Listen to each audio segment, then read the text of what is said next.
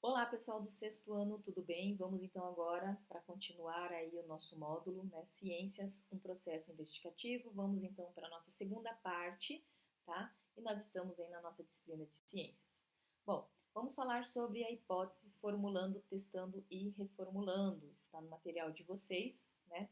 Então, depois de formulada aquela pergunta inicial que a gente chama de hipótese, uma hipótese ela pode ser testada por meio de experimentos que vão permitir, né, para que a gente possa verificar se ela é ou não verdadeira. E aí, nos experimentos científicos, eles devem ser, de preferência, sempre controlados, né? Ou seja, seguir um determinado padrão, seguir regras e procedimentos.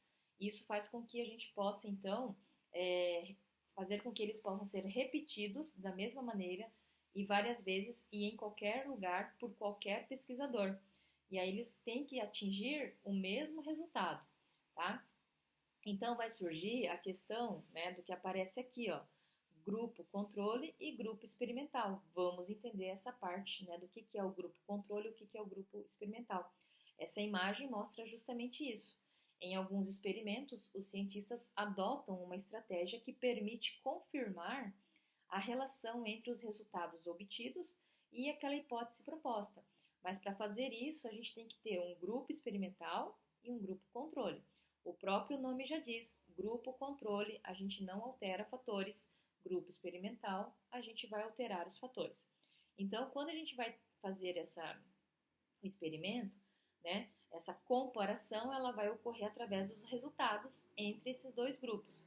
Então, a diferença entre esses dois grupos é que, para o grupo controle, né, nós temos que manter todas as variáveis gerais que existem no grupo experimental, ou seja, o que é padrão nos dois tem que ser iguais, tá?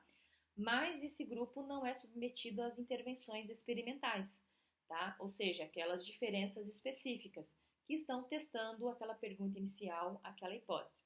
Então, olha lá, se a gente olhar aqui essa imagem, essa pessoa está querendo testar a seguinte hipótese.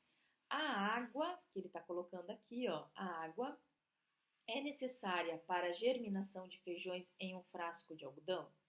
Então, para isso, então, a gente vai ter que fazer o quê? Colocar em dois copos, né, em dois copos de vidros, alguns feijões, tá? E sobre estes feijões colocar algodão, para a gente poder ver inicialmente aí o desenvolvimento, tá? Como a gente está verificando aqui.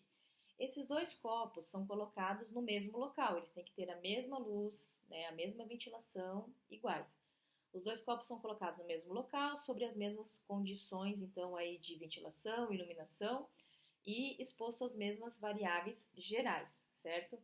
Agora, quando a gente passa a ver isso aqui, ó, em um dos copos vai se adicionar o quê?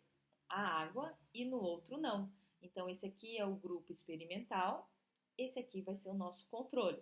Depois de poucos dias, a gente vai observar, né, se o grupo experimental com a água, a gente percebe a germinação dos feijões e se no grupo controle houve essa germinação.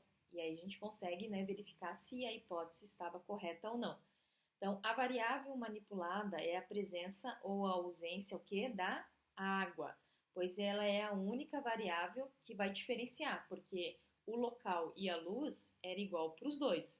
Então, né, o fato de os feijões, olha aqui, ó, germinarem, ela depende da presença de água. Então, é importante molhar o feijão. A gente pode trazer para o maior, é importante molhar as plantas, né?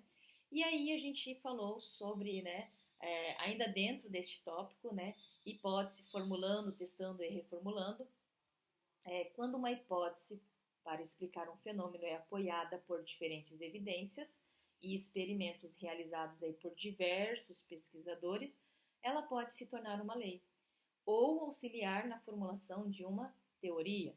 Então, vocês estão caminhando aí no conhecimento de vocês, no conhecimento científico.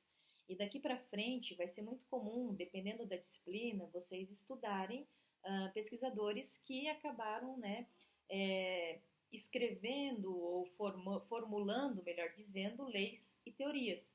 Então, nós temos a teoria das placas tectônicas, nós temos a lei de Mendel, a, a lei de Newton e assim por diante, né? Então, quando a gente consegue chegar a leis ou a teoria, né?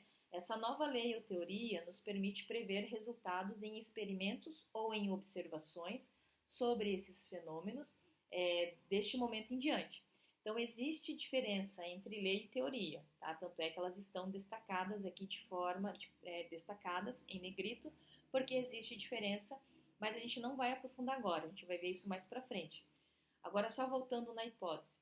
Quando uma hipótese não é confirmada pelos resultados, né, obtidos, temos que reformulá-la, ou seja, temos que fazer uma nova pergunta e testá-la novamente, para ver se ela está correta ou não, certo? E aí, olha lá, desta forma, então, o conhecimento vai sendo produzido aí pela ciência constantemente. Então, diariamente, a ciência vai crescendo, o conhecimento vai aumentando, né? E lembrando que, gente, como a gente tem avanços tecnológicos, né, todos os dias, a gente tem que levar em consideração que, por exemplo, hoje o que a gente fala que é certo, amanhã pode estar errado, porque veio uma tecnologia nova que refez os experimentos, que a analisou de uma forma mais aprofundada e que pode alterá-las sim, tá? Então isso é importante. O conhecimento ele vai sendo, né, transformado, vai sendo construído conforme as ferramentas que a gente tem naquele momento.